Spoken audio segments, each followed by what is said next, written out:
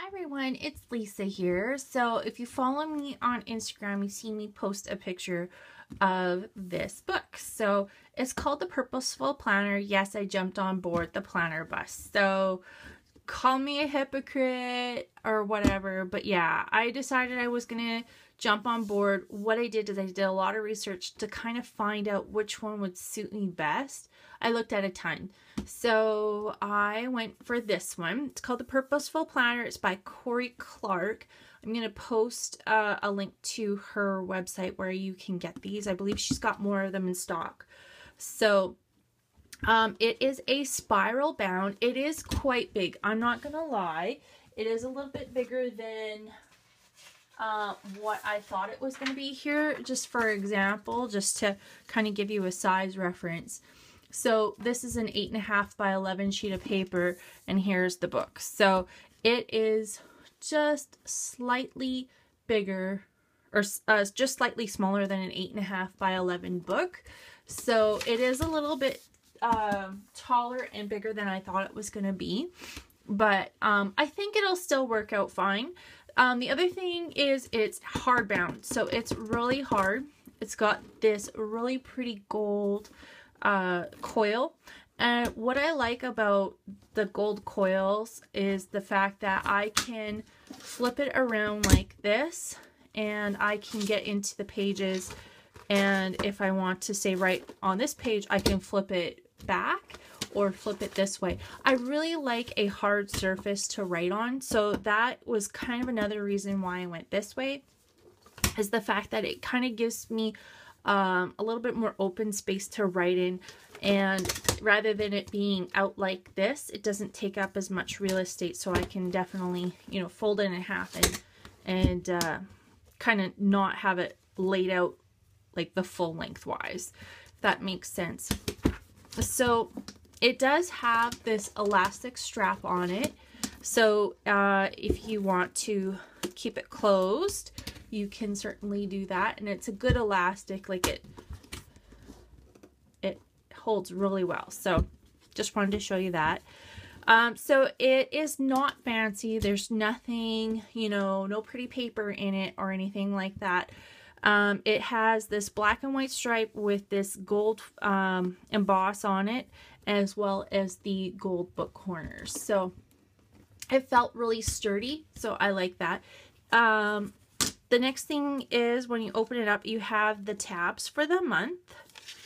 And then there's just a note from Corey Clark, you know, all of her information on her website, Twitter, etc. Then in the next pages, it shows you how to use the Purposeful Planner. You can certainly use it whichever way you want, but it's kind of set up to help you kind of make the most of your day. So just for an example, it's got today I will, and then you put like the 3 things you want to accomplish for the day, whether it's like cleaning your house or work or personal, or she says even if you have your goals for the year, you know, to pick one of the goals and try and figure something to work towards that. So that's what she's got there. There is a little bit of a quote up on the top here. Let me just pull it up here so you can see there is a quote right there, and some of them has some quotes and some don't, so I'll show you that in a minute. So there's where it says today I will, and then it's got your schedule. It's got a nice hefty block. What I'm mostly going to use mine for is just journaling about what happened for the day. If I do have to schedule something, I will, but I'm mostly going to use this for journaling for what happened. Then the next thing, it's got the date, it's got the actual day, and then the date, and then it's got health. So like if you exercised, or the way she describes it, if there's anything pertinent to your health that you have to remember, that's there. It has water, the circles for the 8 glasses of water that you're supposed to use. And I am so trying really, really hard this year to drink 8 glasses of water. So I'm hoping that will help.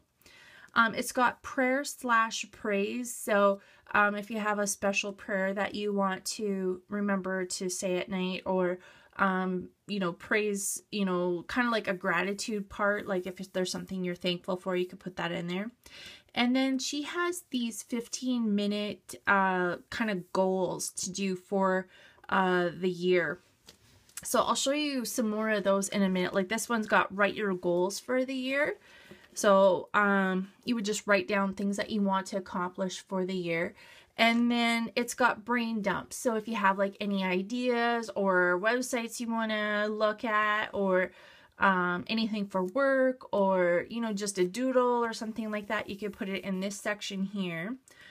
Retail therapy. I'm going to show you what I'm going to do for mine in a minute here. So you could definitely use this for like a wish list, things that you need to buy, things that you did buy, you know, if you're kind of tracking that way.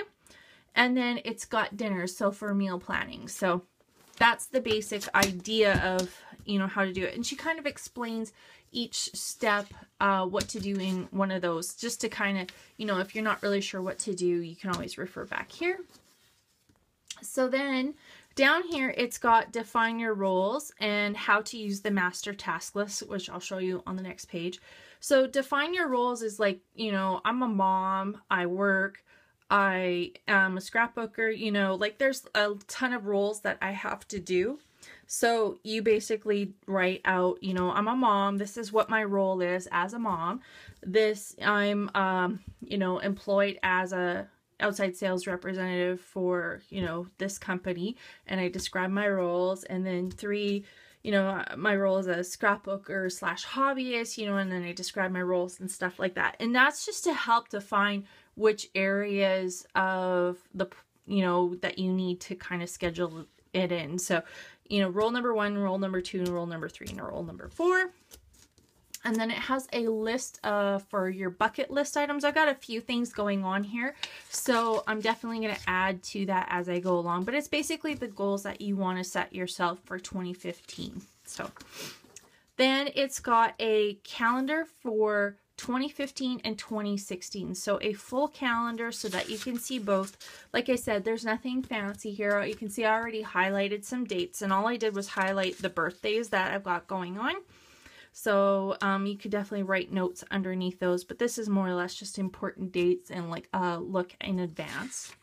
So then you've got the tab here for January. So then you flip, you get the full view of the January for the month of January, as well as the December month and then the February month. So you get to see the month behind as well as ahead, which is kind of nice for planning stuff out. You get a little bit of a journal spot here to write anything of importance in.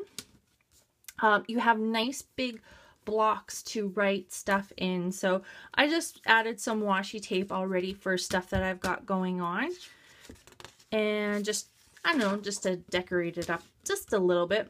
So then you get your January budget.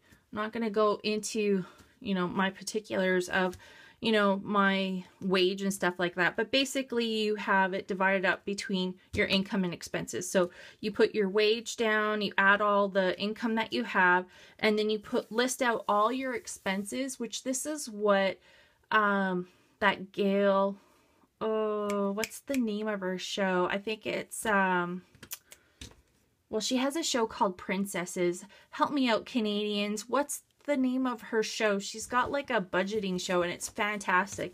So anyway, she shows you like how to budget per month. So basically that's gonna help me get on track for some of my resolutions. The next thing it has is the January menu. So what I had learned previous to this is, see how it only has 20? So you basically only plan for 5 days of meal planning. Any more than that and it gets too much. So like I would say 1 to 5 would be week number 1, and then you would meal plan, and then you would write down the things that you need to get to make those meals. And then from 6 to 10 would be the next week. This is how I would do it. This is not how the book is telling you to do it. So from 6 to 10 would be the next week. And again, you can write down your ingredients that you need for that. 11 to 15 would be the following week, and then 16 to 20 would be the last week in January. So I will definitely start doing that, because that's going to fall in part with my use what you have kind of resolution. So then you get into the master task list. So I'm just going to flip this over. So the master task list, I'm just going to zoom in so you can see it a little better. So the master task list is an idea that you're going to do 15-minute increments to kind of work towards, you know, doing goals. So this is kind of some things that, you know, what she tells you to do is in the beginning of the month, you kind of go through your house room by room to see what needs to be done, things that you need to buy, things that you need to do, etc., etc. And you just basically write them down per month or per, you know, like entry, kitchen, dining, living room, master bedroom, spare room, you know, bedroom 3, bedroom or bathrooms, laundry.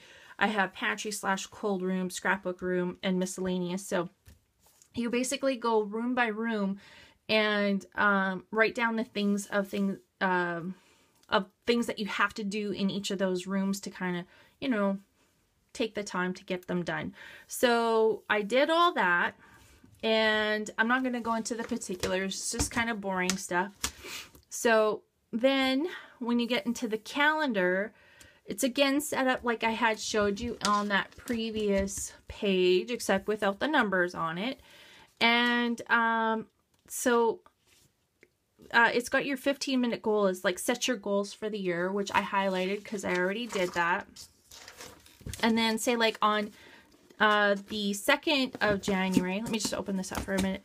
On the 2nd of January, it's got fill out your master task list, which I did. And I knew I did 6 glasses of water there, so I highlighted that. And then on the Saturday and Sunday, it only has like, it has it on a full page, which that's good for me. So, and then it's got like on the 15 minutes, it's got read something you've been putting off. 15 minutes here is look over your menu and schedule for the week. It always happens on a Sunday that she shows that. So that way you can kind of get ahead for your week. So that's what that shows. And what else was I going to show you? Okay, so the other thing is that I've been doing is for retail therapy is, again, this is from that Gail Vladeski. I can't remember how you say her name. Anyway, what you do is you have your money that you take out per the month, and you only use cash everything. So what I've been doing is I've been writing down the balance, if I spend any money and on what, and then I write the total in here, and then I'll carry it over to the next day, just like I did over here, just so that I have a kind of a look at what I'm spending my money on. So it's going to help me hopefully save some money and, you know, kind of keep me accountable. So, so then again, you have your 1, 2, and 3 tasks to do for the day, your schedule, your 15 minutes. So it says declutter your nightstand. So she's like, it should only take you 15 minutes, which, you know, your nightstands won't take that much, but again, just kind of little things. And then I do like how it's got the dinner down here. So if I plan something out for dinner, which should be on these pages right here, I can just go, you know, dinner, blah, blah, blah, number 6 or something like that. Dinner number 6, and then I know what we're having. So I thought it was kind of neat. So I just want to show you some of the other 15-minute little goals she has there. So again, there's February. So here's one is clean your mirrors. Should only take 15 minutes. Just flip to one in April or in March. This one's got wipe down the washer and dryer. Flip to one over here. It's got again, declutter your nightstand. So wipe down windowsills. So just like little tiny things. And I'm hoping if I actually do follow this, I might not have that much to do on the weekends for cleaning. Like, you know, eventually like it'll definitely get built up where I don't have to do as much. So that's my hope. So you can see that the book is quite thick. So let me just show you. Yeah, it just keeps going like that, but it is quite thick. I'm gonna see if I can actually take my Zetter with an envelope and punch the envelope and just stick it in there. I'm hoping that'll work. I have an idea for the envelope, and I'll explain that to you in other videos. My hope is with this book that I will, at the end of the month, kind of show you either what I've got going on or kind of ideas for it. So I'm hoping that it will keep me accountable if I do it at the end of every month. So anyway, again, I'm going to leave the link for Corey Clark's website below. I hope you enjoyed the share, and thanks everybody for watching. If you have any questions, please leave them in a comment below and I will answer them as soon as I possibly can. And I will see you next time. Bye.